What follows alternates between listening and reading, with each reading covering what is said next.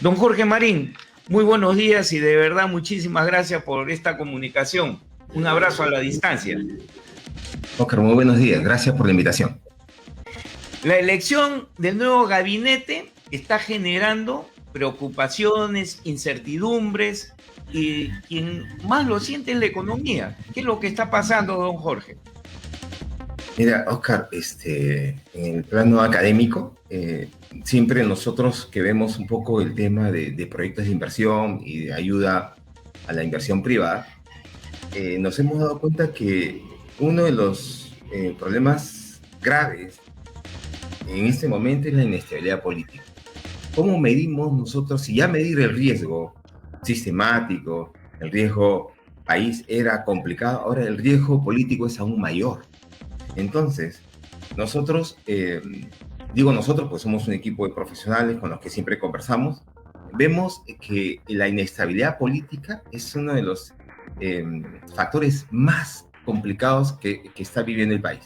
Entonces, creo que cualquier persona que se precie de tener cierta autoestima y respeto por sí mismo, cuando ve un gobierno como el que tenemos, creo que es bien difícil que alguien pueda participar dentro de un nuevo gabinete cuando por lo que se escucha a través de ustedes, a través de la prensa, se escucha que hay un gabinete a la sombra. Yo creo que, Oscar, bien difícil poder trabajar con alguien que no se sabe si tú como ministro vas a tener 4, 5 o 6 días, como el caso de este señor Valer que juramentan una serie de ministros y que ya han tenido que renunciar. Yo no sé si alguien que se precie ser profesional podría entrar al ministerio. ¿A qué?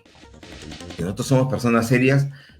Tú tienes que tener medidas de corto plazo, de mediano plazo, de largo plazo. ¿Cómo puedo yo gerenciar un ministerio cuando evidentemente no sé cuánto tiempo voy a durar y quién va a gobernar? Si el gabinete a la sombra o el gabinete protocolar, el oficial. Eso para mí es fundamental. Y en la economía es muy sensible. Antes se decía que habían dos cuerdas separadas, la economía y por el otro lado está la parte política. Ahora ya no. Yo creo que la situación es muy compleja. Te voy a poner solamente un ejemplo porque para hablar de economía tendríamos mucho tiempo. Te voy a poner un ejemplo, la inflación. La inflación meta para el Banco Central de Reserva era de 3.5 para este año. Solamente hasta la inflación anualizada de enero del 21 a enero del 22 es 6,43 para el banco BBVA y 5,68 para el Banco Central de Reserva. Lo que quiere decir, Oscar, en buen cristiano es, tú vas con 100 soles al mercado y solamente puedes comprar 94 soles, porque 6 soles se lo llevó la inflación.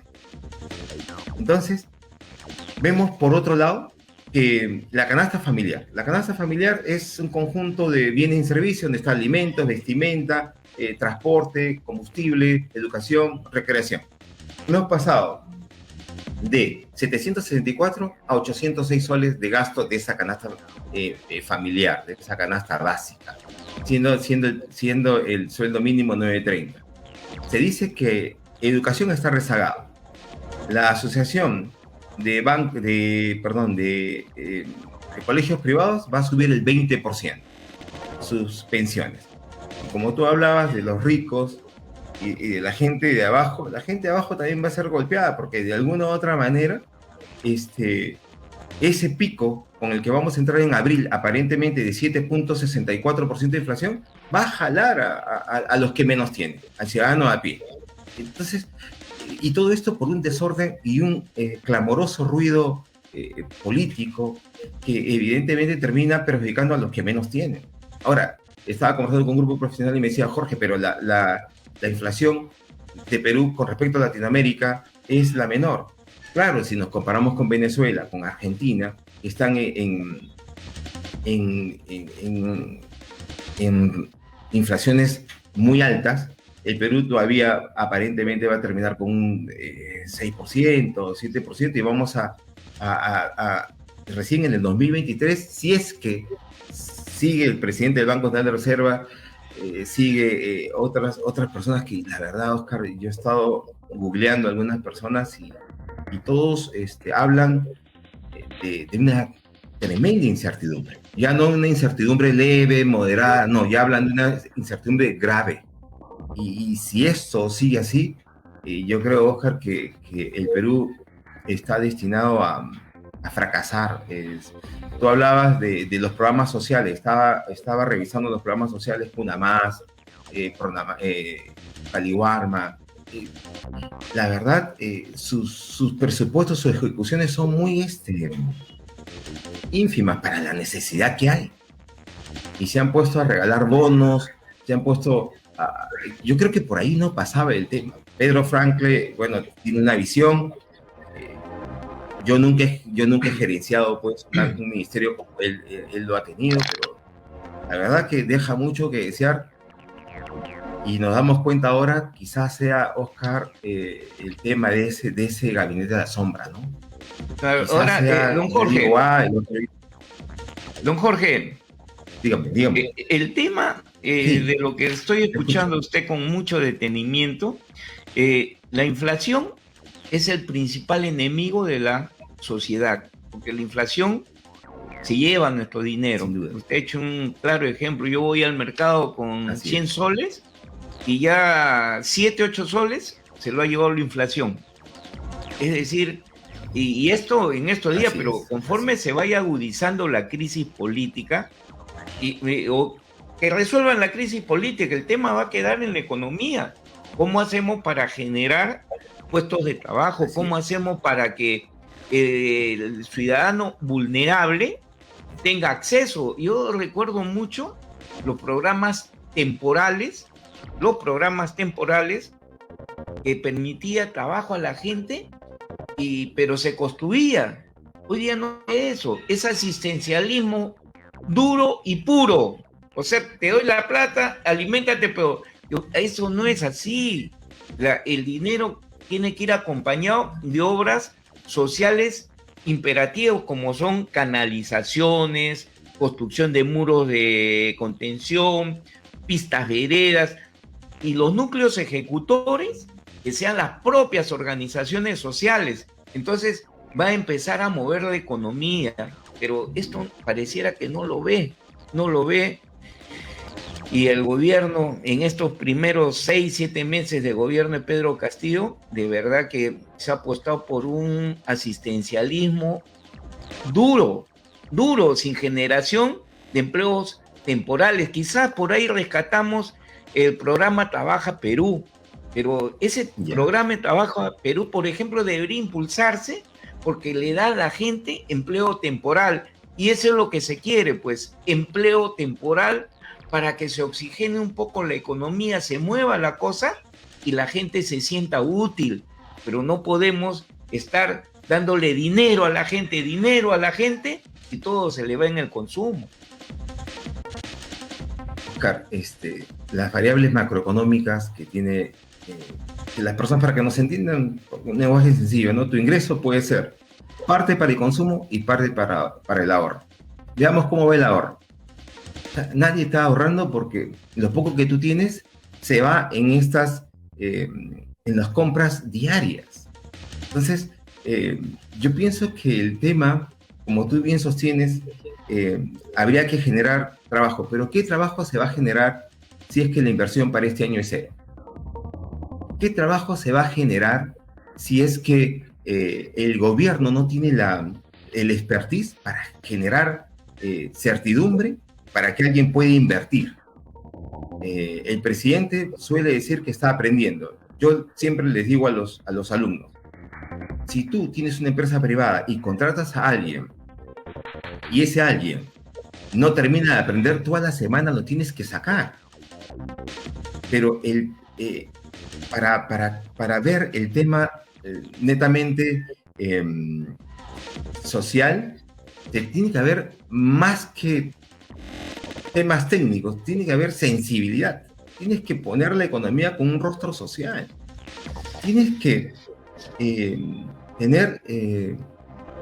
ponerse en los zapatos del pueblo, de que tanto habla el señor presidente. Y parece ser que todos los indicadores económicos hacen pensar que al estar de espaldas del pueblo, hay otros indicadores. Te puedo señalar el tipo de cambio, Oscar. El tipo de cambio ha estado 4.10 por la tal incertidumbre, ha bajado un poquito al 3.87 Pero si yo estoy siguiendo la tendencia, todo cabe indicar, Oscar, que puede con esta inestabilidad seguir subiendo y llegar a 4.10, igual a 4, igual a 4.20, porque la inestabilidad y la incertidumbre es tal que la volatilidad del tipo de cambio es otro reflejo de lo que está pasando en el interior del país. Ahora, los commodities están altos, el cobre está como nunca antes. No estamos aprovechando porque no hay certidumbre en las políticas de Estado, las políticas públicas. Como no hay certidumbre, no hay inversión. Y yo veo con mucha preocupación, Oscar, el tema de lo que tú acabas de mencionar, ¿no? Generar empleo temporal. A la gente, los peruanos, les gusta el trabajo. Son gente muy creativa, son gente muy capaz, muy talentosa. Pero cuando vemos que el ciudadano a pie no tiene salida, porque no hay salida, con el gobernante de turno, no, yo no veo salida. Entonces yo pienso que debe, como acaba de decir el señor que tu programa ha evidenciado, creo que es un congresista de Acción Popular, tendría que él tener un gesto de dar un paso al costado. Si yo no sé, tendría que dar un paso al costado. Pero eso discúlpame que me meto en temas políticos cuando yo soy economista, pero ahora veo que está tan ligado el tema. Si los grupos políticos creen que gobernabilidad es seguirle dando tiempo a las personas para que siga aprendiendo, según nos declaró él en una entrevista con el señor Fernando del Rincón, creo que es, de la CNN, entonces, ¿sí? Evidentemente, yo no creo que haya tiempo para aprender. Yo creo que hay tiempo para ejecutar. Y cualquiera que se precie de ser un profesional de autoestima y que conozca el tema, no creo que participe en un gobierno donde no hay dirección. No creo que participe en un gobierno donde no hay rumbo, donde no hay quien pilotee el barco. Y el señor de sombrero, desde mi punto de vista, no es la persona indicada como para llevar a cabo las riendas del país, de los temas económicos, de los temas sociales. Creo que no tiene el expertise, la capacidad. Mire usted, don Jorge, mire usted, don Jorge, yo creo que la presencia del presidente de la República, José Pedro Castillo Terrones, es el reflejo de la crisis política que vive el país, de los partidos políticos. Ya no hay políticos. Actualmente en el Congreso, personajes como que el nombre se me va porque no se les conoce, pero Bellido, por ejemplo, ¿no? Se pasea con los congresistas, porque no son políticos. No, Bermejo hace uso de una gran oratoria porque no tiene al frente a alguien que le salga a polemizar doctrinariamente. ¿Y por qué? Porque los partidos políticos responsables de esta crisis no han fortalecido sus cuadros dirigenciales desde abajo, ¿no? Si usted pregunta, ¿conoce usted algún local partidario de Alianza para el Progreso? ¿Conoce usted algún local partidario de Fuerza Popular? ¿Conoce usted algún local partidario más allá de su local central de Acción Popular? No. Pero, y esta es una crítica sana, usted camine por cualquier distrito de Lima y va a encontrar un local del Partido Aprista, que a pesar de no estar en el escenario político, sigue con sus actividades, ¿no? ¿Cómo es posible que en este último evento que ha habido discusiones en la Puerta de Palacio aparezca Nidia Vilches, que es un cuadro político del APRA, y dónde están los otros dirigentes de los partidos políticos? Entonces, ese es otro problema. Yo denuncio que los principales responsables de la crisis que vivimos hoy en día en el país son los partidos políticos. Además, quiero agregar, Oscar, que lo que tú has dicho es bastante cierto, porque cuando uno recorre, yo vivo en San Juan de Lurigancho, cuando uno recorre las avenidas principales, digamos, los comités de estos partidos se activan solamente faltando 2 o 3 meses para una elección municipal, 2 o 3 meses para una elección presidencial. Esa es su participación oportunista dentro del espectro político. Solamente se inauguran para poder postular a la alcaldía o a la presidencia de la República o a una gobernación. Solamente para eso sirven, pero no hay, como tú dices, escuelas de política, vida partidaria, que es fundamental para el desarrollo de un partido político. Doctrina, vida partidaria, hacer política, eso ya no hay. Entonces, y eso, como bien lo sostiene usted, el señor periodista, veo que el señor Castillo pues dijo, yo necesitaba tener un partido político para acceder, para competir, para poder participar en política.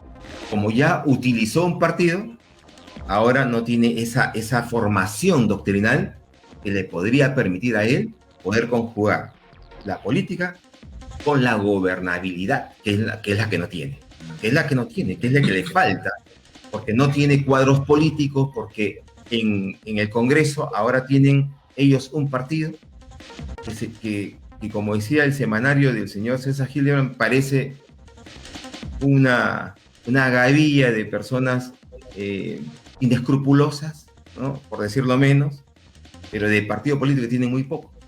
Entonces, increíble.